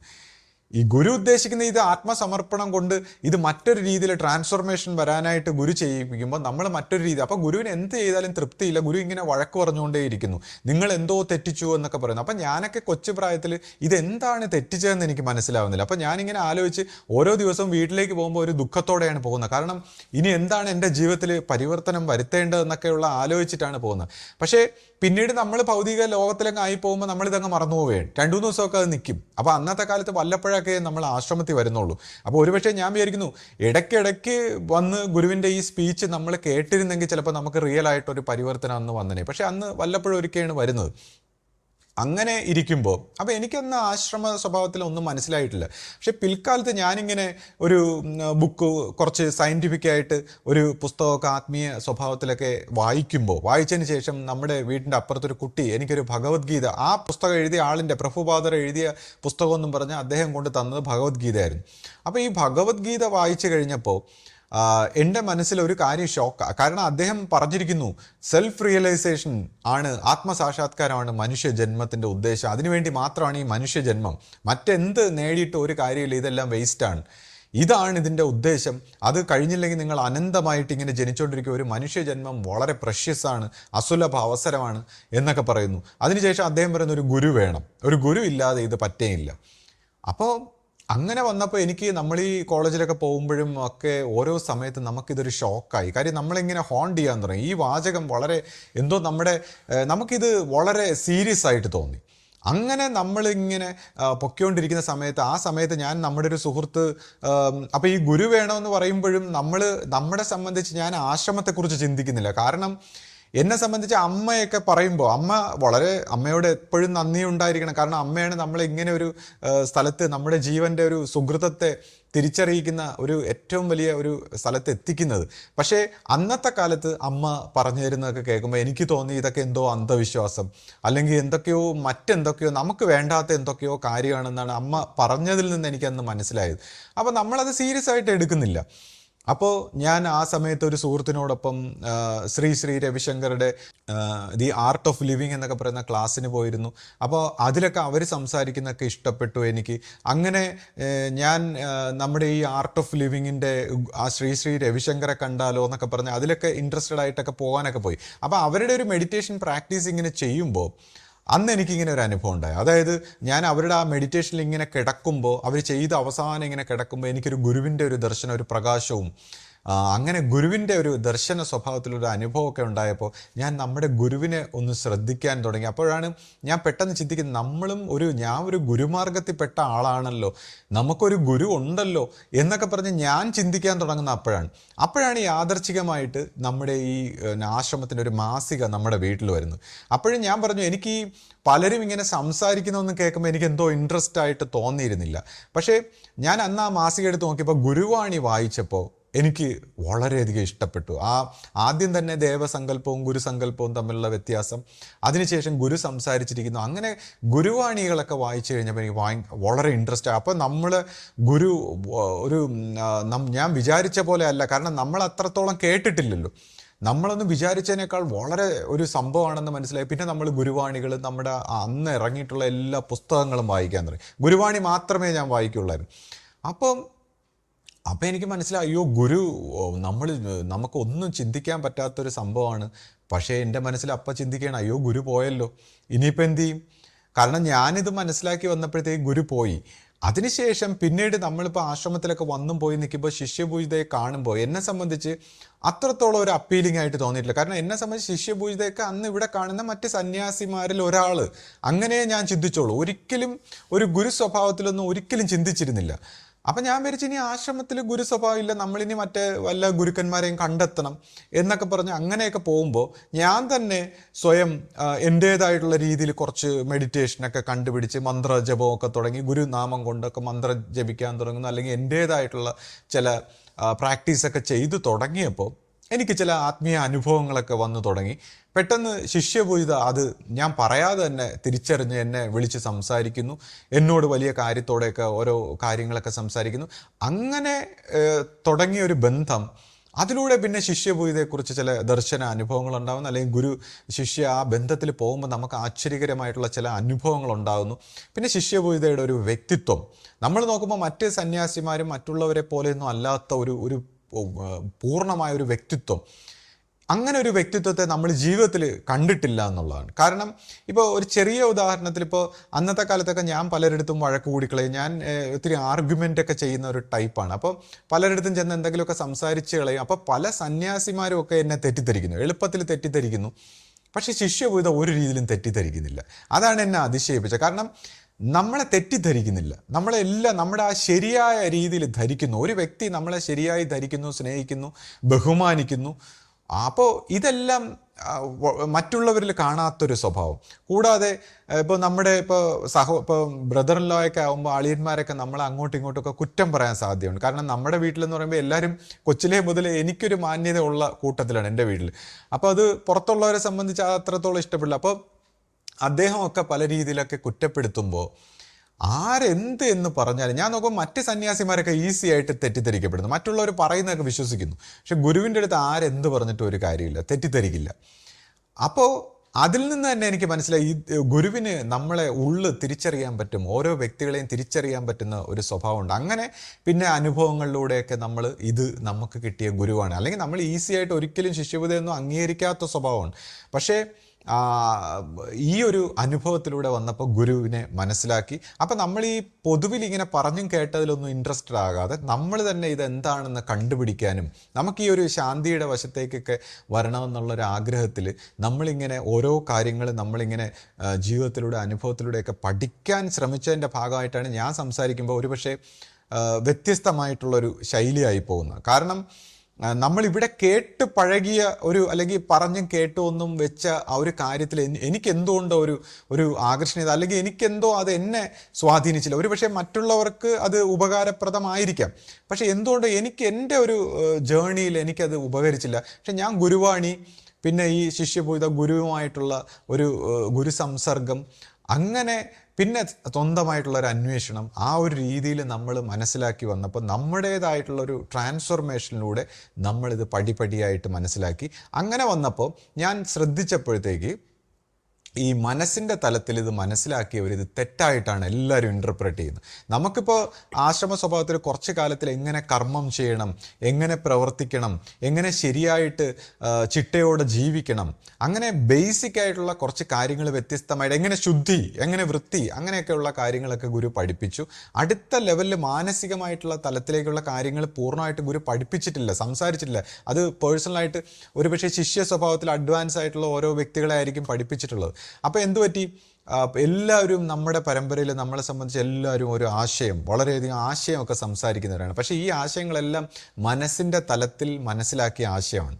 അത് സത്യം പറഞ്ഞാൽ കോൺഫ്ലിക്റ്റിംഗ് ഉണ്ടാക്കുന്ന, തമ്മിൽ തെറ്റിക്കുന്ന, തെറ്റിദ്ധരിപ്പിക്കുന്ന ആശയങ്ങളാണ് ഈ മനസ്സിൻ്റെ തലത്തിൽ ആരായാലും മനസ്സിലാക്കി. പിന്നെ നമ്മുടെ പരമ്പരയെ സംബന്ധിച്ച് ഇപ്പോൾ ദൈവനിശ്ചയമായിട്ട് ഇത് ഏറ്റവും താഴേക്കിടയിൽ നിന്ന് തുടങ്ങണം എന്നുള്ളൊരു വശം നമ്മൾ വായിച്ചിട്ടുണ്ട്. എന്താണെന്ന് വെച്ചാൽ ഈ ഫിലോസഫറും തത്വചിന്തകന്മാരും ഒന്നും വന്ന് ഇത് തെറ്റിക്കാതിരിക്കാൻ, ഒരു പുതിയൊരു തലമുറകൾ കൊണ്ട് ശുദ്ധി ചെയ്ത ഒരു മനുഷ്യരാശിയെ ഉണ്ടാക്കാൻ ഏറ്റവും താഴെക്കിടയിലാണ് തുടങ്ങിയെന്ന് നമ്മൾ ആലോചിക്കണം. അപ്പോൾ ഇപ്പോൾ ഗുരുവിനെ പോലും വളരെ അറിവില്ലാത്ത ഒരു കുടുംബത്തിൽ ജനിപ്പിക്കുന്നു. അപ്പോൾ ആ ഒരു സംസ്കാരത്തിൽ കൊണ്ടുവരുന്നു, പഠിപ്പിക്കുന്നില്ല. അപ്പോൾ ആ മാനസികമായിട്ടുള്ളൊരു തലം അങ്ങനെയാണ് കൊണ്ടുവന്നത്. വളരെ വേദാന്തവും പാണ്ഡിത്യവും ഒന്നും പഠിപ്പിക്കാതെയാണ് ഗുരു കൊണ്ടുവന്നത്. അപ്പോൾ ഗുരുവിനും ആ രീതിയിൽ വിദ്യാഭ്യാസ സ്വഭാവത്തിലൊന്നും വളർത്തിക്കൊണ്ട് വരാതെ, പഴയതൊന്നും പഠിപ്പിക്കാതെ പുതിയ രീതിയിലാണ് ഗുരുവിനെ കൊണ്ടുവന്നത്. ഇപ്പോൾ അഭിവന്ദ്യ ശിഷ്യപൂജിതയെ കൊണ്ടുവന്നപ്പോഴും നമ്മൾ ശ്രദ്ധിച്ചു കഴിഞ്ഞാൽ വേദാന്തങ്ങളോ മറ്റു പാണ്ഡിത്യങ്ങളോ ഒന്നും പഠിപ്പിക്കാതെ ഗുരു മറ്റൊരു രീതിയിലാണ് കൊണ്ടുവന്നിരിക്കുന്നത്. അപ്പോൾ ഈ പണ്ഡിതന്മാരെയും ഈ തത്വചിന്തകന്മാരെയും ഒന്നും ആകർഷിക്കാൻ പറ്റാത്ത ഒരു രീതിയിലാണ്. അപ്പം സ്വാഭാവികമായിട്ടും നമ്മുടെ പരമ്പരയിലെല്ലാം നമ്മൾ അറിവില്ലാത്തവരാണ്. അറിവില്ലാത്ത സ്വഭാവത്തിൽ വന്ന നമ്മൾ കുറച്ച് കാര്യങ്ങളൊക്കെ ഇങ്ങനെ കിട്ടിയപ്പോൾ ഒരു അഹന്ത ഉണ്ടായിട്ട് ഓരോരുത്തരും അറിയാതെ ഇങ്ങനെ അഹന്താ സ്വഭാവത്തിൽ താൻ എന്തോ ആണെന്നൊക്കെയുള്ള രീതിയിൽ നമ്മളെന്തോ കർമ്മശേഷി, പുണ്യശേഷി, മറ്റേത് മറിച്ചതെന്നൊക്കെ പറഞ്ഞ് നമ്മൾ ഓരോരുത്തരും പലരും പണ്ടത്തെ ആൾക്കാർ സംസാരിക്കാനൊക്കെ തുടങ്ങിയപ്പോഴാണ് ഈ പ്രശ്നം ഉണ്ടായത്. അപ്പോൾ തന്നെ ഈ ഒരു ഗുരുമാർഗത്തിൻ്റെ സ്വഭാവത്തിൽ എങ്ങനെ പോകണം, പരിണമിച്ച് പോകണം. ഇപ്പോൾ അനേക ഗുരുമാർഗങ്ങളുണ്ട് ലോകത്തിൽ. ശ്രദ്ധിച്ചു കഴിഞ്ഞാൽ അവരെല്ലാം ഗുരുശിഷ്യ പാരസ്പര്യത്തിലൂടെ ഗുരുമാർഗത്തിൽ പോകുമ്പോൾ നമ്മുടെ ഗുരുമാർഗത്തിൽ വന്നപ്പോൾ അത് ഗുരു വ്യക്തമായിട്ട് പറഞ്ഞിട്ടുണ്ട്, എക്കാലം ഒരു ഗുരു ഉണ്ടായിരിക്കുമെന്നും ഈ പരമ്പരയിൽ ഇനി ഉയർന്ന ഗുരുക്കന്മാർ വരുമെന്നും ഒക്കെ ഗുരു പറഞ്ഞിട്ടുണ്ട്. അപ്പോൾ അങ്ങനെയുള്ളൊരു ഗുരുമാർഗത്തിൽ ഈ ഗുരുവിനെ മാനിക്കാത്തൊരു സ്വഭാവം, ഈ കുറച്ച് കാര്യങ്ങൾ മനസ്സിലാക്കി വെച്ചിട്ട് കുറച്ച് വീട്ടമ്മമാരും കുറച്ച് കാരണവന്മാരും എല്ലാവർക്കും എല്ലാം അറിയാം. ഈ മനസ്സിൻ്റെ തലത്തിൽ ആർട്ടിഫിഷ്യൽ ഇൻ്റലിജൻസ് നമ്മുടെ ഈ ജെമിനി സംസാരിക്കുന്ന പോലെ കുറച്ച് ആശയമൊക്കെ പറഞ്ഞിട്ട് എല്ലാവർക്കും ബയോളജിക്കൽ ആർട്ടിഫിഷ്യൽ ഇൻ്റലിജൻസ് കുറച്ച് കാര്യങ്ങളൊക്കെ മനസ്സിലാക്കിയിട്ട് നമ്മളിങ്ങനെ ഓരോന്ന് ആശയമൊന്നും പറഞ്ഞ് പറയുന്നു. അപ്പോൾ ഗുരുവിനെ മാനിക്കാത്ത ഒരു അറിവില്ലാത്ത പരമ്പരയെന്ന് പറയുമ്പോൾ അവിടെ ഉണ്ടായ ഒരു മിസ്റ്റേക്ക് ഇതാണ്. അതിൻ്റെ ഓരോ കാര്യങ്ങൾക്കും ഒരു ഡ്രോബാക്ക് ഉണ്ട്. ഇപ്പോൾ ഒരു അറിവുള്ള സ്വഭാവത്തിലുള്ള പരമ്പരയാണെങ്കിൽ ഗുരുക്കന്മാരെ മാനിച്ചു പോകാനുള്ള ഒരു അറിവ് വന്നതിന്. പക്ഷേ ഇവിടെ ഇങ്ങനെ എന്ത് പറ്റി, ഓരോന്നിനും ഓരോ ഡ്രോബാക്ക് ഉണ്ട്. അപ്പോൾ ആരെയും മാനിക്കാത്തൊരു സ്വഭാവം. ഒന്ന് ആലോചിച്ച്, ഇപ്പോൾ ഗുരു ആദ്യകാലത്ത് ബൈലോയിലൊക്കെ പറഞ്ഞതുപോലെ 4 പേര് സന്യാസിമാർ അങ്ങനെ എന്നൊക്കെ പറഞ്ഞ് പ്രവർത്തിക്കുമ്പോൾ അങ്ങനെ തുടങ്ങിയെങ്കിലും അന്നത്തെ പഴയ സന്യാസി സ്വഭാവത്തിൽ നിന്ന് വന്ന മിസ്റ്റേക്ക് എന്ന് വെച്ചാൽ ഗുരുവിൻ്റെ വാക്ക് മാനിക്കുന്നില്ല. ഓരോ അന്നത്തെ ആൾക്കാരും ഓരോ രീതിയിലാണ് മനസ്സിലാക്കിയിരിക്കുന്നത്. ഗുരുവിൻ്റെ ആശയത്തെ ഓരോരുത്തരും ഓരോ രീതിയിലാണ്. എന്നിട്ട് അവരുടെ രീതിയിലൊക്കെ സംസാരിക്കാൻ തുടങ്ങിയ ആശ്രമത്തിന് ഉണ്ടാകാൻ പോണ അപജയം ഒന്ന് ആലോചിച്ച്. അന്നത്തെ കാലത്ത് പഴയ കുറച്ച് ആൾക്കാരെല്ലാവരും കൂടെ ചേർന്നിരുന്നിട്ട് ഓരോരുത്തർ ഓരോന്ന് പറയുക, ഞാൻ മനസ്സിലാക്കിയത് ഇങ്ങനെയാണ്, നീ മനസ്സിലാക്കിയത് അങ്ങനെയാണ്, എന്നിട്ട് എല്ലാവരും കൂടെയൊക്കെ ഓരോന്ന് പറഞ്ഞ് ഈ ആശയത്തെ മുളയിലേ നുള്ളിക്കളയാനുള്ള ഒരു പരിപാടിയാണ് അന്നത്തെ സീനിയേഴ്സ് ആയിട്ടുള്ള സന്യാസിമാരുടെ ഭാഗത്തുനിന്നും അല്ലെങ്കിൽ കുറച്ച് വിശ്വാസികളുടെ ഭാഗത്തുനിന്നും ഉണ്ടായത്. അവർക്ക് മനസ്സിലായത്. കാരണം ഞാനീ പറഞ്ഞു, ഈ ഒരു ട്രാൻസെൻഡൻസ് സംഭവിക്കണം. അഹന്തയുടെ സമൂലമായ പരിവർത്തനം വന്ന് അജ്ഞാന സ്വഭാവത്തിലുള്ള മൈൻഡ് ഇല്ലാതായി ജ്ഞാന സ്വഭാവത്തിലൊരു തുടക്കം വരണം. ജ്ഞാന സ്വഭാവത്തിൽ തുടക്കം വരാതെ ആത്മീയത സംസാരിക്കാൻ പാടില്ല. അല്ലെങ്കിൽ ഒരു ഗുരുവിനെ സ്വീകരിച്ചോളണം. അപ്പോൾ ഈ ഗുരു പറയുന്ന അനുസരിക്കാതെ ഓരോ വ്യക്തികളും സംസാരിക്കാൻ തുടങ്ങി. അപ്പം അന്നത്തെ കാലത്തെ ശിഷ്യ സമൂഹത്തിൽ ഈ വന്ന് നിൽക്കുന്നവരൊക്കെ ഓരോ കാരണം പറഞ്ഞിട്ടാണ് വന്നേക്കുന്നത്. ആശ്രമത്തിൽ വന്നേക്കുന്നത് ചിലർ അത്ഭുത സിദ്ധികൾ ഉണ്ടാക്കാൻ, ചിലർ മറ്റ് കാര്യത്തിന്, ചിലർ വേറെന്തെങ്കിലും ഉദ്ദേശത്തിന്, ചിലർ കർമ്മശേഷി ഉണ്ടാക്കാൻ, അങ്ങനെയൊക്കെ വന്ന എല്ലാവരും കൂടെ ചേർന്ന് ഓരോ ആശയങ്ങൾ അങ്ങോട്ട് പറയാൻ തുടങ്ങി. ജ്ഞാന സ്വഭാവത്തിൽ ആത്മവിദ്യയ്ക്ക് വേണ്ടി വന്നവർ വളരെ ചുരുക്കമാണ്. അപ്പോൾ ആ ഒരു ഭാഗത്ത് ഈ വളരെ നെഗറ്റീവായിട്ടുള്ളൊരു അപ്രോച്ച് എടുത്തു കളഞ്ഞു. അങ്ങനെയാണ് ഈ പറഞ്ഞ പുതിയ, അപ്പോൾ പിന്നെ ഗുരു ബൈലോ ഒക്കെ മാറ്റി. കാര്യം ബൈലോ ഒക്കെ എപ്പോൾ വേണോ മാറ്റാനുള്ളതാണല്ലോ, അമെൻഡ് ചെയ്യാനുള്ളതാണല്ലോ ബൈലോകൾ, നിയമങ്ങൾ. അല്ലെങ്കിൽ നമ്മളൊന്ന് ആലോചിച്ച്, കൽപ്പാന്ത കാലത്തോളം ഒരേ കാര്യം പറഞ്ഞുകൊണ്ടിരുന്ന സമൂഹത്തിൻ്റെ ഓരോരുത്തരുടെ പരിണാമത്തിനനുസരിച്ച് കാര്യങ്ങൾ മാറ്റി പറയണ്ടേ. അപ്പോൾ നിത്യവൃത്തിയിലുള്ള കാര്യങ്ങൾ, മറ്റ് ബേസിക് ആയിട്ടുള്ള അടിസ്ഥാന ആശയത്തിന് മാറ്റമൊന്നുമില്ല, പക്ഷെ നിത്യവൃത്തിയിലുള്ള കാര്യങ്ങൾ അതാത് കാലഘട്ടത്തിനനുസരിച്ച് മാറ്റണ്ടേ. അപ്പോൾ അങ്ങനെ മാറ്റി പുതിയ തലമുറയെ കൊണ്ടുവന്നു. അപ്പോൾ ഈ അനുസരിക്കാത്തവരെ അനുസരിപ്പിക്കണമല്ലോ. കാരണം ഗുരു ശരീരത്തിലുണ്ടായിരുന്നപ്പോൾ പോലും നമ്മൾ ശ്രദ്ധിച്ച അനുസരിക്കാത്തവരായിരുന്നു. ഗുരു അതിന് ഒരുപാട് വിഷമിച്ചിട്ടുള്ളത് നമ്മൾ ആലോചിക്കണം. കാരണം അന്ന് ഒരു സൊസൈറ്റി ഉണ്ടാക്കാൻ, ഒരു ആശ്രമ സ്വഭാവത്തിൽ പ്രവർത്തിപ്പിക്കാൻ എന്തെല്ലാം വിട്ടുവീഴ്ച ചെയ്യണം, ആ വിട്ടുവീഴ്ച ചെയ്താണ് ഗുരു പ്രവർത്തിച്ചിരുന്നത്. അപ്പോൾ ആ ഒരു സാഹചര്യത്തിൽ നിന്ന് അനുസരിക്കാത്ത ഗുരു ശരീരത്തിൽ ഉണ്ടായിരുന്നപ്പോൾ പോലും വിഷമിപ്പിച്ചിരുന്ന ആൾക്കാർ ഗുരു ആദിസങ്കല്പത്തിൽ ലയിച്ചോടുകൂടി ഒട്ടും അനുസരിക്കാത്തൊരു സ്വഭാവം വന്നു. അങ്ങനെ അവർ കുറച്ച് പേര് പ്രവർത്തിച്ചത് പിന്നെ ആര് വരാനാണ് ഈ ആശ്രമ സ്വഭാവത്തിൽ?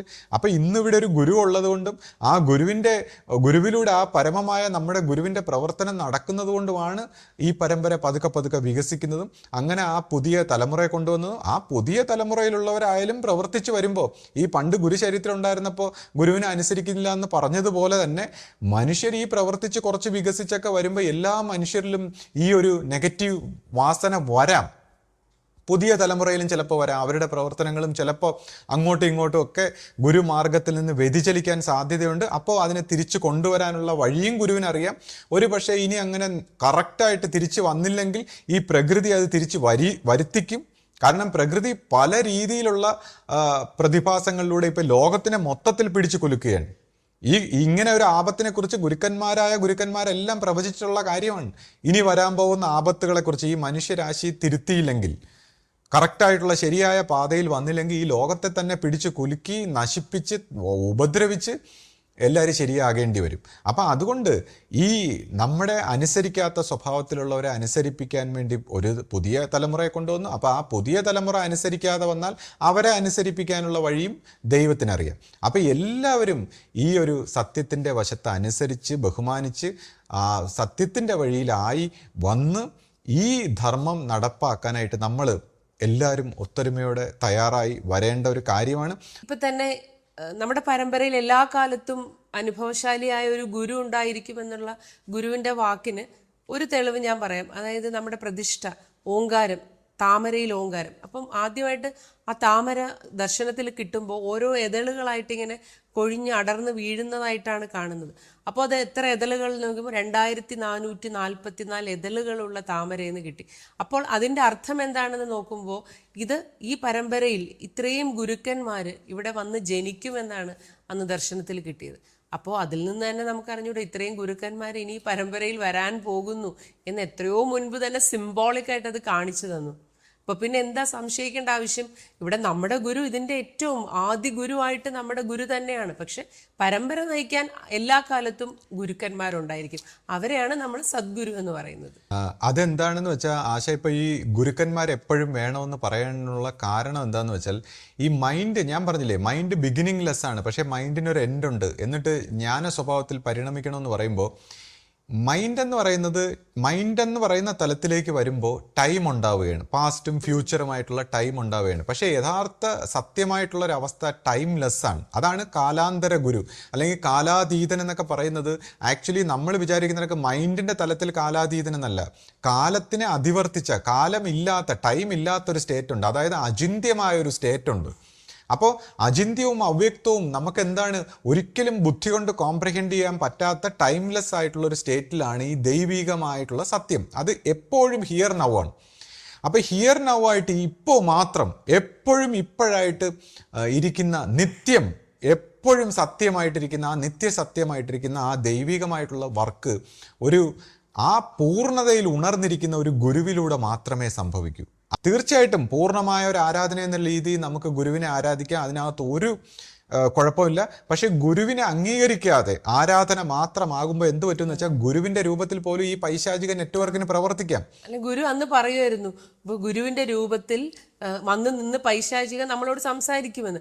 അപ്പൊ നിങ്ങൾ എങ്ങനെ തിരിച്ചറിയും എന്ന് ഗുരു ചോദിച്ചിട്ടുണ്ട്. എങ്ങനെ തിരിച്ചറിയും? അതായത് 4ാമത്തെ അവസ്ഥ കഴിഞ്ഞിട്ടുള്ള സ്പിരിച്വൽ ആയിട്ടുള്ള തലങ്ങളിലുള്ള എൻറ്റിറ്റികൾക്കൊന്നും രൂപമില്ല. അവർക്ക് ഏത് രൂപവും സ്വീകരിക്കാം. അപ്പോൾ ഏത് രൂപം സ്വീകരിക്കാം, അവർക്ക് ഗുരുവിൻ്റെ രൂപത്തിലും സ്വീകരിക്കാം. അപ്പോൾ യഥാർത്ഥ ഈ എല്ലാ അവസ്ഥകളും കടന്ന് സമ്പൂർണ്ണമായിട്ടിരിക്കുന്ന ഹിയർ നൗ ആയിട്ടുള്ള കാലാതീതമായിട്ടുള്ള മൈൻഡിനെ അതിവർത്തിച്ചിട്ടുള്ള ഒരു ഗുരു ഇല്ലെങ്കിൽ, അങ്ങനെ ഒരു ഗുരു ഇല്ലെങ്കിൽ ഈ പറഞ്ഞ മനസ്സിൻ്റെ തലത്തിൽ മനുഷ്യൻ ആരാധിച്ചു പോകുമ്പോൾ, അങ്ങനെയാണല്ലോ എല്ലാ മതങ്ങളും എല്ലാ സ്വഭാവത്തിലും ഈ പൈശാചിക നെറ്റ്വർക്ക് പ്രവർത്തിക്കുന്നത്. പിന്നെ അതങ്ങ് അവരുടെ ഭാഗമായിട്ട് മാറും. ആ ഗുരുവിൻ്റെ രൂപത്തിലും വരാം, ഏത് സ്വഭാവത്തിലും ഈ പൈശാചികത്വത്തിന് പ്രവർത്തിക്കാൻ കഴിയുമ്പോൾ നമ്മൾ ഈ ഗുരുവിൻ്റെ സ്വരൂപമായിട്ട് പ്രവർത്തിക്കാൻ ഈ പൂർണ്ണതയിലെത്തിയ ഒരു ശിഷ്യൻ, അവിടെ തന്നെ ഗുരു ശിഷ്യ പാരസ്പര്യത്തിൽ പോകുമ്പോൾ എന്ത് സംഭവിക്കുന്നത്, അഹം ബ്രഹ്മാസ്മി എന്ന രീതിയിലല്ലാതെ ഈ ഗുരുവാണ്, താനും ഗുരുവും ഒന്നാണെന്നുള്ള രീതിയിൽ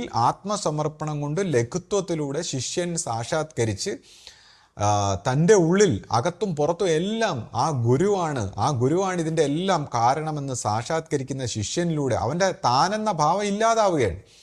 അവൻ്റെ ഈ മനസ്സുകൊണ്ടുള്ള അഹന്താ സ്വഭാവത്തിലൊക്കെ ഉള്ള എല്ലാ രീതിയിലും, അത് വ്യക്തിബോധത്തിലും പ്രപഞ്ചബോധത്തിലും എല്ലാം അതില്ലാതായി ഡിസോൾവായി അവൻ്റെ അകത്ത് ഗുരുവാണെന്ന് സാക്ഷാത്കരിച്ച്, അങ്ങനെയാണ് ഈ ഗുരു സാക്ഷാത്കാരം. അല്ല അഹം ബ്രഹ്മാസ്മി എന്നുള്ള രീതിയിൽ മനസ്സിൻ്റെ പൂർണ്ണതയിൽ എത്തുന്നതല്ല, തിരിച്ചുള്ള ലഘുത്വത്തിലൂടെ ഈ ഗുരു വിളങ്ങുന്ന രീതിയിൽ ഈ ഗുരു പ്രവർത്തിക്കുമ്പോൾ ഈ ഗുരു പരമ്പരയിൽ എക്കാലവും ഈ ഗുരു ഈ ശിഷ്യനിലൂടെ പ്രവർത്തിക്കുന്നു. അവനെ ഗുരു സ്വരൂപമായിട്ട് ഉപയോഗിച്ച് പ്രവർത്തിക്കുന്നു. അപ്പോൾ അങ്ങനെയുള്ള ഒരു ഗുരുവിനെ മാനിക്കാത്ത പരമ്പരയിൽ ആരുണ്ടെങ്കിലും അവർ ഈ പിശാചിൻ്റെ പിടിയിലാണ്.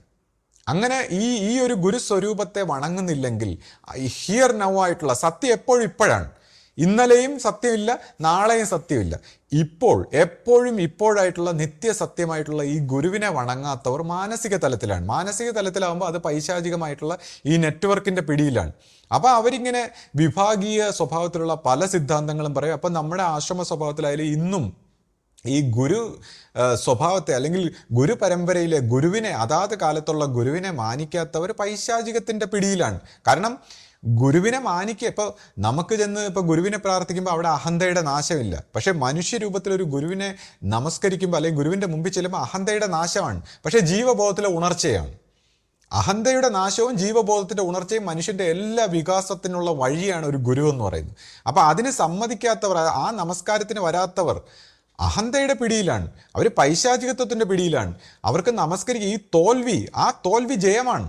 ഒരു മനുഷ്യൻ താൻ മനസ്സിലാക്കിയതും അറിഞ്ഞതും കേട്ടതും തൻ്റെ അഹന്താ സ്വഭാവത്തിൽ താൻ നേടി വെച്ചിരിക്കുന്ന സകലതിനെയും ഒരു ഗുരുവിൻ്റെ മുമ്പിൽ ചെന്ന് നമസ്കരിക്കുമ്പോൾ അവൻ അതിൽ നിന്ന് സ്വതന്ത്രനായി ദൈവികമായ പുതിയൊരു അറിവിന് അവകാശിയായി മാറുകയാണ്. അതുകൊണ്ടാണ് പറയുന്നത്, ഗുരുവിൻ്റെ മുമ്പിൽ നമസ്കരിക്കുന്നവൻ നീ അവകാശി, അവൻ മാത്രമേ ഉള്ള അവകാശി, സത്യത്തിൻ്റെ അവകാശി. അപ്പം അതിന് ചെയ്യാത്തവർ, അതിന് മടിക്കുന്നവർ പൈശാചികത്വത്തിൻ്റെ പിടിയിലാണ്. അപ്പോൾ നമ്മുടെ പരമ്പര സ്വഭാവത്തിൽ നമ്മൾക്ക് അറിയാം, പല ആൾക്കാരും ഈ പൈശാചികത്വത്തിൻ്റെ പിടിയിൽ വന്ന് സദ്ഗുരുവിൻ്റെ മുമ്പിൽ നമസ്കരിക്കാൻ മടിക്കുമ്പോൾ നമ്മൾ മനസ്സിലാക്കിക്കൊണ്ട് അവർ പൈശാചികത്വത്തിൻ്റെ പിടി, ഗുരുവിനെക്കുറിച്ച് ആശയം പറയും, വളരെ ത്യാഗം, സത്യം, ഭയങ്കര കഥകളൊക്കെ പറയും. അതെല്ലാം അഹന്തയുടെ കള്ളക്കഥകളാണ്. അഹന്ത താൻ കേമനാണ്, തനിക്ക് അറിവുണ്ടെന്നൊക്കെ വരുത്തി തീർക്കാനായിട്ട് പല കള്ളത്തരങ്ങളും പല കഥകളും പല സൂത്രങ്ങളും ഒക്കെ പറയും. പക്ഷേ ഇവർക്ക് ഈ ഗുരുമാർഗത്തെ മാനിക്കുന്നില്ല, അല്ലെങ്കിൽ ഹിയർ നൗ ആയിട്ടുള്ള സത്യത്തിനെ മാനിക്കുന്നില്ലെങ്കിൽ അവർ പൈശാചികത്വത്തിൻ്റെ പിടിയിലാണ്. അത്തരത്തിലുള്ള വ്യക്തികളെയും സന്യാസിമാരെയൊക്കെ സൂക്ഷിച്ചോളണം. കാരണം നമ്മുടെ ജീവൻ്റെ സുഹൃതമായിരിക്കുന്ന സത്യത്തെ തടയുന്ന വ്യക്തികളാണ് അവർ. പല രീതിയിലുള്ള സത്യവും ധർമ്മവും നീതിയും, ഈ സത്യധർമ്മ നീതികളുടെ ഒരു കള്ളക്കഥ പറയലാണ് അവരുടെ രഹസ്യം തന്നെ. അപ്പോൾ അങ്ങനെയുള്ള വ്യക്തികൾ നമ്മുടെ പരമ്പരയിൽ ഒരുപാട് ആൾക്കാരുണ്ട്. അപ്പോൾ അവർ സന്യാസ സ്വഭാവത്തിലുണ്ട്, പല രീതിയിലുണ്ട്. അപ്പോൾ ഓരോ വ്യക്തികൾ ഈ പരമ്പരയിൽ ഇപ്പോൾ സന്യാസിമാരെയൊക്കെ ഗുരുവിൻ്റെ ഗൃഹത്തിലൊക്കെ വിളിച്ചുകൊണ്ട് പോയി സംസാരിപ്പിക്കുന്നെങ്കിലൊക്കെ ശ്രദ്ധിച്ചോളണം. ഇവർ ഗുരുവിനെ മാനിക്കുന്നവരാണോ? ഗുരുവിനെ, ഹിയർ നൗ ആയിട്ടുള്ള സത്യമായിട്ടുള്ള ഗുരുവിനെ, അതായത് ഭാവനയിലെ, മനസ്സിൻ്റെ ഭാവനയിലെ ഗുരുവിനെ അല്ല, സത്യമായിട്ടുള്ള സത്യത്തെ, നിത്യസത്യമായിട്ടുള്ള ഗുരുവിനെ മാനിക്കുന്നവരാണോ? അല്ലെങ്കിൽ വീട്ടിൽ വിളിച്ചുകൊണ്ട് പോയിട്ട് ഒരു കാര്യമില്ല, പൈശാചികത്വത്തിനെ ആയിരിക്കും കൊണ്ട് സംസാരിപ്പിക്കുന്നത്. വലിയ ധർമ്മവും മതസ്വഭാവത്തിലൊക്കെ വലിയ ധാർമ്മികതയും നീതി ന്യായങ്ങളൊക്കെ പറയുമായിരിക്കും. പക്ഷേ ഈ അഹന്തയുടെ കള്ളത്തരമാണ്, പൈശാചികത്വത്തിനെയാണ്. അപ്പോൾ പരമ്പരയിലുള്ളവരും നോക്കിക്കൊള്ളണം. ഈ സന്യാസ സ്വഭാവത്തിലായാലും ഗുരുവിനെ മാനിക്കാത്തവരാണെങ്കിൽ, അഹന്തയെ തലകുമ്പിടാത്തവരാണെങ്കിൽ അവർ സ്ട്രഗിൾ ചെയ്യാണ്, അവർ സംശയത്തിലാണ്, അവർക്ക് എല്ലാത്തരം പ്രശ്നങ്ങളും ഉണ്ടാവും. ആ പ്രശ്നങ്ങളായിരിക്കും നിങ്ങൾക്കും കൊണ്ട് തരുന്നത്. അപ്പോൾ അത്തരക്കാരിൽ നിന്ന് ഒഴിഞ്ഞു നിൽക്കുക. ഈ പരമ്പര ഒറ്റക്കെട്ടായിട്ട് പോകണമെങ്കിൽ എക്കാലവും ഒരു ഗുരുവിൻ്റെ ആവശ്യമുണ്ട്. അല്ലെങ്കിൽ ഓരോരുത്തരും ഓരോ ആശയങ്ങളും എന്ന് പറഞ്ഞ് ഇതിനെ തമ്മിത്തല്ലി നശിപ്പിക്കാൻ നോക്കിയതാണ്. ആ അവസരത്തിൽ നിന്നാണ് നമ്മൾ ഇങ്ങനെ ഒന്നിച്ച് വന്നിരിക്കുന്നത്. അത് ഗുരുവെന്ന സത്യത്തിലാണ്. എക്കാലവും ഒരു ഗുരു ഉണ്ടായിരിക്കും. എല്ലാ കാലത്തുമുള്ള ആ ഗുരുവിനെ മാനിക്കുന്നവരാണ് ആ സത്യത്തിൻ്റെ വക്താക്കൾ. അങ്ങനെയുള്ള സന്യാസിമാരും ഗൃഹസ്ഥാസിമാരെയും മാത്രമേ പരമ്പരയിലുള്ളവരും അത് തിരിച്ചറിഞ്ഞോളണം. അല്ലെങ്കിൽ ഈ പറയുന്ന കണക്ക് വലിയൊരു ആപത്താണ്. ഈ പറയുന്ന കണക്ക് നമ്മളെ ആശയം എന്നൊക്കെ പറഞ്ഞ് പലതും പറഞ്ഞ് സംശയിപ്പിച്ച് കളയും, വഴിതെറ്റിച്ച് കളയും. ഇപ്പോൾ പലരും ചെന്നിരുന്ന് വിഷമിച്ച് എനിക്ക് ഇങ്ങനെയുള്ള വിഷയമുണ്ടായി, പ്രശ്നമുണ്ടായി, പരാതിയൊക്കെ 100 പരാതികളൊക്കെ പറയുന്ന ആൾക്കാരെ ശ്രദ്ധിച്ചോളണം. അതെല്ലാം അഹന്തയുടെ പരാതിയാണ്. അവരുടെ അടുത്ത് ചോദിക്കണം, ഇതിൽ നിങ്ങൾ ഇത്രയും പരാതി പറയുന്നു, ആർക്കാണ് പരാതി? എന്താണ് പരാതി? അഹന്തയ്ക്കാണ് പരാതി. അഹന്തയുടെ പ്രശ്നങ്ങളാണ് പറയുന്നത്. അപ്പോൾ ആ അഹന്തയുടെ പ്രശ്നങ്ങളാണെന്ന് തിരിച്ചറിഞ്ഞ് അതിനെ തിരസ്കരിക്കാനും അവരോട് പറയണം. അപ്പോൾ ഇത്രയും പ്രശ്നങ്ങൾ പറയുന്ന അഹന്തയും ഇഷ്യൂസൊക്കെ പറയുമ്പോൾ പോയി ഗുരുവിൻ്റെ മുമ്പ് നമസ്കരിക്കൂ, നിങ്ങളുടെ എല്ലാ പ്രശ്നവും തീരും. നിങ്ങളുടെ തോൽവിയിലാണ് ജയം. ഇപ്പം ഇവിടെയാണ് ജിദ്ദു കൃഷ്ണമൂർത്തി പറഞ്ഞു, the enemy is not the other, the enemy is you. നിങ്ങളാണ് നിങ്ങളുടെ ശത്രു. കാരണം നിങ്ങളുടെ ഈ അഹന്തയായിരിക്കുന്ന മനസ്സിൻ്റെ ഈ മറയിൽ, അതിൻ്റെ അറിവിൽ, അതിൻ്റെ ഭാവനയിൽ, അതിൻ്റെ സംസ്കാരത്തിൽ ഇങ്ങനെ പിടിച്ചിരിക്കുമ്പോൾ സത്യമായിട്ടുള്ള ഒരു വശം മറഞ്ഞിരിക്കുകയാണ്. അപ്പം ഇതിനെ അങ്ങ് വിട്ട് തോൽക്കുമ്പോൾ, ഇതിനെ അങ്ങ് വിട്ട് ഭയങ്കരമായൊരു തോൽവിയാണ്, ഒരു മരണം പോലെയാണ് അഹന്തയ്ക്ക് ഗുരുവിൻ്റെ മുമ്പിൽ. ഗുരു ഈസ് എ കില്ലർ എന്നാണ് പറയുന്നത്. ഗുരുവിൻ്റെ മുമ്പിൽ ചെന്ന് മരിച്ച് ഇതിനെ അങ്ങ് വിട്ട് കഴിയുമ്പോഴാണ് മനസ്സിലാക്കുന്നത്, അയ്യോ ഇത്രയും വൃത്തികെട്ട ഒരു സാധനത്തിനെയാണോ പിടിച്ചുകൊണ്ടിരുന്നത്, എന്നിട്ട് ഇത്രയും മറയായിട്ട്, ഇത്രയും അജ്ഞാനമായിട്ട്, ഇത്രയും സെൽഫിഷായിട്ട്, ഇത്രയും കഷ്ടമായിട്ട്, ഇത്രയും രോഗങ്ങളും പ്രശ്നങ്ങളും പ്രോബ്ലത്തിനെയാണ് ഞാൻ പിടിച്ചു വച്ചിരുന്നത്. ഇതിനെ അങ്ങ് കളയുമ്പോൾ നമ്മൾ പൂർണ്ണമായി സത്യത്തിൻ്റെ വഴിയിലേക്ക് വരുന്നു. അപ്പോൾ അങ്ങനെയുള്ള സത്യത്തിൻ്റെ വഴിയിൽ പ്രവർത്തിക്കാനും എല്ലാവർക്കും ഒത്തൊരുമയോടെ പ്രവർത്തിക്കാനും ഒക്കെ ഉള്ളൊരു ഭാഗ്യമാണ് നമുക്ക് ഗുരുമാർഗം തുറന്നു തന്നിരിക്കുന്നത്. അപ്പോൾ ആ ഗുരുമാർഗത്തിൽ ഏത് രീതിയിൽ സൂക്ഷിച്ച് പോകണമെന്നുള്ളത് ഓരോരുത്തരും ആലോചിച്ചോളണം. അപ്പോൾ കഴിഞ്ഞത് കഴിഞ്ഞു. എല്ലാവരെ സംബന്ധിച്ചും ഇന്നലെ വരെ സംഭവിച്ചത് എന്തോ, അതാണ് ഈ നിത്യസത്യമായ ഗുരുവിൻ്റെ കാരുണ്യം. ഇന്നലെ വരെ സംഭവിച്ചത് എന്തോ ആകട്ടെ, അതിനെ എല്ലാം കളഞ്ഞു മറന്ന് പുറത്ത് പരസ്പരം ക്ഷമിച്ച് ഇന്നു മുതൽ ഒരു പുതിയ ജീവിതം. അതാണ് ദൈവം എപ്പോഴും മനുഷ്യന് വാഗ്ദാനം ചെയ്യുന്ന ഒരു നന്മ. കർമ്മഗതിയിൽ പിടിച്ചിടുന്ന ഈ ദേവസങ്കല്പത്തിൽപ്പെട്ട് വളർന്നു വന്ന നമ്മളാണ് ഈ അഹന്തയിൽ, ആ ദേവസങ്കല്പത്തിൻ്റെ പൂർത്തീകരണമാണ് അഹന്ത. അപ്പോൾ ആ സങ്കല്പത്തിൽ വളർന്നു വന്ന നമുക്ക് ഇന്നലെ വരെയുള്ള കർമ്മങ്ങളും പ്രശ്നങ്ങളും പ്രോബ്ലങ്ങളിലും കിടന്ന് നമ്മൾ സഫർ ചെയ്യുമ്പോൾ ദൈവം തരുന്ന വാക്കാണ്, ഇന്നലെ വരെ എന്തോ ആകട്ടെ, അതിനെ വിട്ട്, നിങ്ങളുടെ അഹന്തയാണ് അത് പിടിച്ചു വെച്ചേക്കുന്നത്, അതിനെ വിട്ടിട്ട് നിങ്ങൾ ഇന്നു മുതൽ പുതിയ ജീവിതം തുടങ്ങാൻ ദൈവം നൽകുന്ന അവസരമാണ് ഗുരുമാർഗത്തിൽ. അപ്പോൾ അത് തന്നെ ഈ എല്ലാ പൂർണ്ണതയും പ്രാപിച്ച ഒരു ഗുരുവിനെ കിട്ടുക എന്നുള്ളതാണ്. ഈ ഗുരുക്കന്മാർ തന്നെ പല വിധത്തിലുണ്ട്. ഈ ദേവ സ്വഭാവത്തിനകത്തുള്ള ഗുരുക്കന്മാരുമുണ്ട്, പൂർണ്ണതയുടെ സത്യത്തിൻ്റെ ഗുരുക്കന്മാരുണ്ട്. അപ്പോൾ ഈ സത്യത്തിൻ്റെ ഗുരുക്കന്മാർ പറയുന്നു, ഇന്നലെ വരെ എന്തോ സംഭവിക്കട്ടെ, ഇന്നു മുതൽ ഒരു പുതിയ ജീവിതത്തിനുള്ള വഴി, അത് നിങ്ങളുടെ ഇന്നലെ വരെയുള്ള ഈ തോൽവിയിൽ നിന്ന് പുതിയൊരു ജയം. ഈ തോൽവി സംഭവിച്ചേ പറ്റൂ. അപ്പോൾ പ്രത്യേകിച്ച് ഈ 73-നൊക്കെ മുമ്പ് ജനിച്ചിട്ടുള്ളവരുടെ മനസ്സെന്ന് പറയുമ്പോൾ ഈ പഴയ ഒരു സംസ്കാരത്തിൻ്റെ പാറ്റേണിൻ്റെ ഒരു മൈൻഡാണ്. അതിൽ നിന്ന് കണ്ണ് തെറ്റിയ, നമ്മുടെ ശ്രദ്ധ ഒന്ന് തെറ്റിയാൽ നമ്മളെ ഒരു ചിന്ത വന്ന് നമ്മളെ പഴയ രീതിയിൽ തെറ്റിച്ച് കളയും. ഈ ഗുരുമാർഗത്തിൽ നിന്ന് തെറ്റിക്കുന്ന ചിന്ത നമ്മുടെ തലയിൽ തന്നെ വരും. അത് വളരെ സൂക്ഷിക്കണം. ഇപ്പോൾ എൻ്റെ അമ്മയോടൊക്കെ ഞാൻ എപ്പോഴും പറയും, അമ്മ, ഈ അമ്മയുടെ കുടുംബ പാരമ്പര്യവും മറ്റ് സംസ്കാരങ്ങളും മറ്റ് കർമ്മദോഷങ്ങളും ആയിട്ട് ചേർന്നിരിക്കുന്ന ഒരു മനസ്സുണ്ട് അമ്മയ്ക്ക്, അത് ഉപയോഗിക്കരുത്. അതിനെ കളഞ്ഞിട്ട് ഞാൻ പറഞ്ഞു, ഈ ലോകത്തുനിന്ന് ഗുഡ് ബൈ പറഞ്ഞു പോകുന്നതിന് മുമ്പ് ഈ ഗുരുവിൻ്റെ ഒരു സത്യത്തെ മനസ്സുകൊണ്ടും കൂടെ സാക്ഷാത്കരിച്ചിട്ട് അമ്മ പോകണം. ആ മനസ്സിനെ കളഞ്ഞ് അമ്മയുടെ പഴയ പാറ്റേൺഡായിട്ടുള്ള മനസ്സിനെ അമ്മ വളരെ വിജിലൻ്റ് ആയിരിക്കണം. കണ്ണ് തെറ്റിയ അമ്മയുടെ പ്രായത്തിലുള്ള പഴയ ആൾക്കാരെ തെറ്റിച്ച് കളയും. നമ്മുടെ തലമുറയിലുള്ളവരും പൂർണ്ണമായിട്ട് മോചനമല്ല, അത് 7 തലമുറ വേണമെന്നാണ് പറയുന്നത്. എന്നാലും നമ്മളെപ്പോലുള്ളവർക്ക് കുറച്ചുകൂടെ ഒരു സഹായമുണ്ട്. പഴയ ആൾക്കാരുടെ കണ്ണ് തെറ്റിയ അവരുടെ മനസ്സ് തെറ്റിച്ചളയും. അപ്പം ഞാൻ പറഞ്ഞു, ഇതിനെ ഒന്ന് ശ്രദ്ധിച്ച് പുതിയൊരു മനസ്സുണ്ടാക്കി ഈ ലോകത്തിൽ ഗുരുവിൻ്റെ സംസ്കാരത്തിലുള്ള ഒരു മനസ്സ് കൊണ്ടുവന്നിട്ട് നമുക്ക് മരിക്കാൻ പറ്റുമോ? അതായത് ഈ ലോകത്തിൽ ഗുരുവിൻ്റെ സംസ്കാരത്തിലുള്ള ഒരു മനസ്സ് കൊണ്ടുവന്ന്, ഗുരു സംസ്കാരത്തിലുള്ള ഒരു മനസ്സ് കൊണ്ടുവന്ന്, അതാണ് ഗുരു പറയുന്നത്, പ്രവർത്തിച്ച് അതിനെ ഇവിടെ കൊണ്ടുവരണം. അല്ല ഇത് മെഡിറ്റേഷനോ ഒളിച്ചോട്ടമല്ല, ബോധപൂർവം നമ്മൾ പ്രവർത്തിച്ച് ആ ഗുരുവിൻ്റെ സംസ്കാരം നമ്മുടെ ഈ മാനസിക തലത്തിൽ കൊണ്ടുവരിക എന്നുള്ളതാണ്.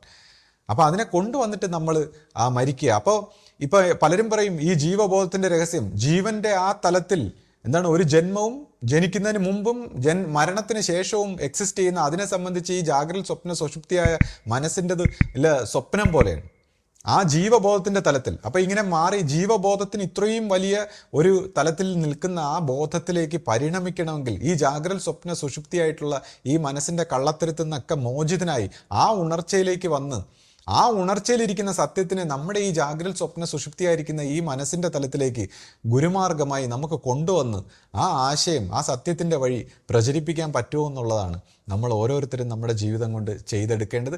അപ്പോൾ തീർച്ചയായിട്ടും ഇത് ഏറ്റവും പോസിറ്റീവായിട്ടുള്ള, ഏറ്റവും നന്മയായിട്ടുള്ള ഈ ഗുരു എന്ന് പറയുന്ന ആ സത്യം എല്ലാം പ്രവർത്തിച്ചെടുക്കാനും എല്ലാ പൂർണ്ണതയിലേക്കും എല്ലാ നന്മയിലേക്കും നമ്മളെ നയിക്കാൻ വേണ്ടി മാത്രം വന്നിരിക്കുന്നതാണ്. പക്ഷേ നമ്മൾ അഹന്തയുടെ വഴിയിൽ പോകുമ്പോഴാണ് നമുക്കെല്ലാം പരാജയമായി പോകുന്നത്, നമ്മുടെ ജീവിതം മൊത്തം പരാജയമായി പോകുന്നത്. കാരണം അഹന്തയുടെ ഒരു തലത്തിലേക്ക് പോകുമ്പോൾ പ്രകൃതി തന്നെ നാനാ വഴിയിലൂടെ നമ്മളായിട്ട് അടിക്കും, നമ്മളായിട്ട് എന്താണ് നമ്മുടെ തന്നെ അതാണ് കർമ്മഗതിയുടെ ട്രാപ്പ്. ഈ ത്രിമൂർത്തി സമ്പ്രദായത്തിൻ്റെ ഈ ഒരു ദേവസങ്കല്പത്തിൻ്റെ ഒരു ട്രാപ്പ് എന്ന് പറഞ്ഞാൽ ഈ മനുഷ്യനെ ഇട്ട് അടിക്കുന്ന, അത് ഗുരു ദേവസങ്കല്പത്തിൻ്റെ അതിൽ വ്യക്തമായിട്ട് പറയുന്നുണ്ട്, ഈ ഒരു ഭാവത്തിലൂടെ പരിണമിക്കുന്നവനെ എല്ലാ രീതിയിലും ഇട്ട് പ്രകൃതി അടിച്ച് കുഴച്ച് അവനെ മറിച്ചിട്ട് കളയും, അവൻ്റെ ഈ അഹന്തയെ. അപ്പോൾ അതിൽ നിന്ന് വിട്ട് ഒരു വേള എളിമയോടെ ആ ദൈവത്തിൻ്റെ ലഘുത്വത്തിലൂടെ ഗുരുവിൻ്റെ ആ സത്യത്തിലേക്ക് വന്നാൽ പിന്നെ നമ്മളെ ഗുരു എല്ലാ പോസിറ്റിവിറ്റിയും തന്ന് നമ്മളെ എല്ലാ രീതിയിലും വിജയിക്കാനും അതിൻ്റെ മനുഷ്യജീവിതത്തിൻ്റെ പൂർണ്ണതയിൽ എത്തിക്കാനും സഹായിക്കുന്നതാണ്. എല്ലാവർക്കും ഗുരു കാരുണ്യം ഉണ്ടാകട്ടെ എന്ന് പ്രാർത്ഥിച്ചുകൊണ്ട് നിർത്തുന്നു. സദ്ഗുരുവേ ശരണം. സദ്ഗുരുവേ ശരണം.